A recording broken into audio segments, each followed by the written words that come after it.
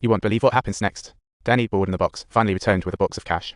Everyone made a fortune this time, but also let Xiaoma vent her frustrations, paying scumbags back in kind. With this money, they could indulge longer. This is the world's hardest escape room, with 360-degree surveillance and countless laser detectors. Feels like playing Snake. If someone breaks in, they'll turn into a sieve. Trying to steal here is like trying to work on Mars, not much difference. But where big rewards lie, traitors emerge. Top thieves targeted this place for its billion-dollar diamond, the African Star. Weighing in at 530 carats, it was originally set in some prince's scepter and is dubbed the Rolls-Royce of diamonds. In a few days, it will be on. This is its first audition in centuries, its only escape chance. To ensure success, Morgan pretends as a janitor to sneak in. Then the gang hatched a flawless plan, as they exhibit's defenses looked like a delicious cake seemingly unbreakable. But every system needs power. If they suddenly lose electricity, even the security guard's backup would take 30 seconds to kick in. So they had to take out the surveillance systems during the blackout. But they needed someone to lay low inside first. The next day, Xiaoma, with her silver tongue, managed to get a gig in the museum. With everything set, they waited for closing time to kick off their heist of the century. Meanwhile, police received a tip about flying thieves planning to steal the African Star. To avoid alerting them, the sheriff led a discreet ambush nearby. Soon, a janitor truck drove by, but the cops were so sure of themselves they had no clue that Xiaohe and Morgan were sneaking in through a new route. The duo climbed to the roof fire ladder, and with a good pull, they dropped a portable soft ladder to the ground. They stealthily penetrated the exhibit, expertly dodging all the security thanks to their scouting. Next, they sneaked into the maintenance room and used hacks to clone all the surveillance footage from the room. After completing the operation, with a signal from Xiaohe, Denny promptly yanked the plug out. All defenses failed instantly. Xiaoma, hidden in a statue, struck. She placed her fresh footage on the camera. Just needed to loop it to pull off the heist. But oh no, she tripped while sticking the last one. The alarm sounded, defenses rebooted. Xiaoma was trapped in a laser grid, but luckily near the edge. She sprung into action with all her moves, wiggling, twisting, and sliding. With her impressive balance, she escaped and dashed to crack the code. Thanks to tech, the laser sensors were quickly disabled.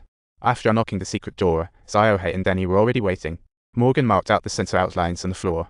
Clearly, grabbing it directly was unrealistic. They decided to go with a classic drop from the sky strategy. Xiaohe got hoisted up high, using ropes to hover above the diamond, then pulled out a toilet janitor to talk about style. With the obstacle gone, Xiaohe got the billion-dollar African Star. Morgan took a pic evidence soon needed. Just as they were wrapping up, the real janitor truck showed up. The cops outside were shocked, finally realizing the twist. Turns out the first cleaning truck was there in a fire-flying avenue. Alarm sounded as the sheriff entered the secret room. The African Star had vanished. He ordered a full-on carpet search of the building. He doubted their ability to fly, but Xiaohe and his gang had reached the roof, gliding across to the next building with ropes. When the cops found them, they were left dumbfounded. Had the thieves really flown away? Meanwhile, the crew was busy changing into evening gown. They casually strolled out of the restroom and ran into a guest checking in after washing their hands. They returned to the house. Just as they reached the entrance, police cars swarmed from all directions. Had they slipped up?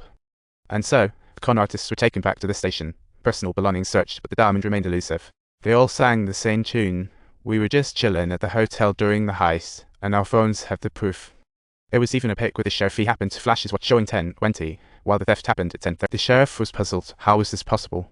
Turns out, they were indeed playing with diamonds. But while posing with the chef, Xiaohe quietly set the watch to 10:20, and Morgan took the photo using the watch timing.